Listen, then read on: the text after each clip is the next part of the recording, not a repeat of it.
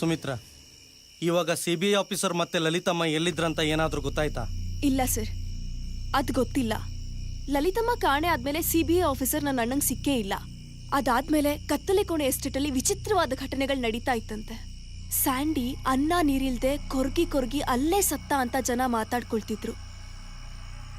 ಆ ಕಡೆ ಹೋಗ್ಲಿಕ್ಕೆ ಎಲ್ಲರೂ ಹೆದರ್ತಿದ್ರು. ಇವತ್ತಿಗೂ ಕೂಡ ಅಲ್ಲಿ ಹೋಗೋದಿಕ್ಕೆ ಎಲ್ಲರೂ ಹೆದರ್ತಾರೆ ಸರ್. ಎಸ್ ಸುಮಿತ್ರಾ, ನೀವು ಹೇಳೋದು ಅರ್ಥ ಆಯ್ತು. ಇದು ಸಾಧಾರಣವಾದ ಎಸ್ಟೇಟ್ ಅಲ್ಲ. ಇಲ್ಲಿ ಏನೋ ನಿಗೂಢತೆ ಇದೆ. ಎಷ್ಟೇ ಕಷ್ಟ ಆದರೂ ಇದನ್ನ ಭೇದಿಸಲೇಬೇಕು.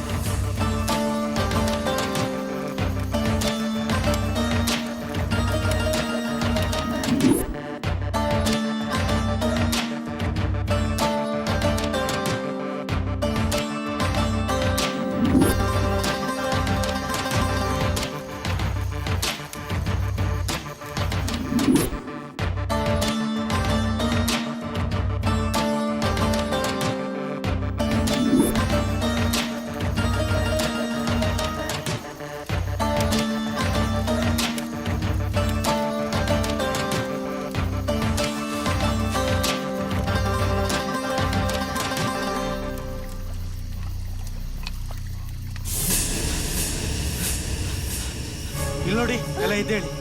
ನಾವು ಅಂದ್ಕೊಂಡಿರೋದೇ ಬೇರೆ, ಇಲ್ಲ ಆಗ್ತಾ ಇರೋದೇ ಬೇರೆ. ಆದಷ್ಟು ಬೇಗ ನಾವು ಕತ್ತಲೆ ಕೋಣೆ ಎಸ್ಟೇಟ್ ಕಡೆ ಹೋಗ್ಬೇಕು. ನಮ್ಮ MDಯ ಅಸಲಿ ಬಣ್ಣ ಇವತ್ತು ಬಯಲಾಯಿತು.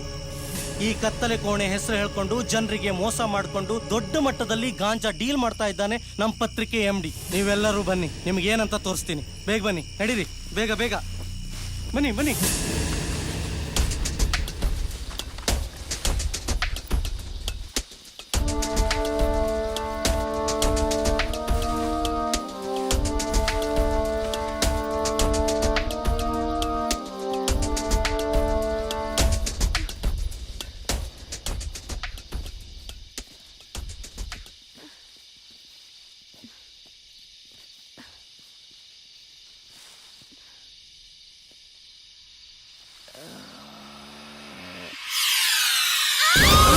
ಏನಾಯ್ತು?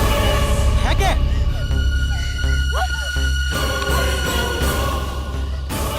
ಇಲ್ಲ, ನಿಮ್ ಕೈಲಿ ಏನು ಮಾಡ್ಕೊಳಕ್ಕಾಗಲ್ಲ. ನೀವ್ ಅಂದ್ಕೊಂಡಾಗೆ ಕತ್ತಲೆ ಕೋಣೆ ರಹಸ್ಯನ ಭೇದಿಸೋಕಾಗಲ್ಲ. ಇಲ್ಲಿ ಭಾವನೆಗಳಿಗೆ ಬೆಲೆನೇ ಇಲ್ಲ.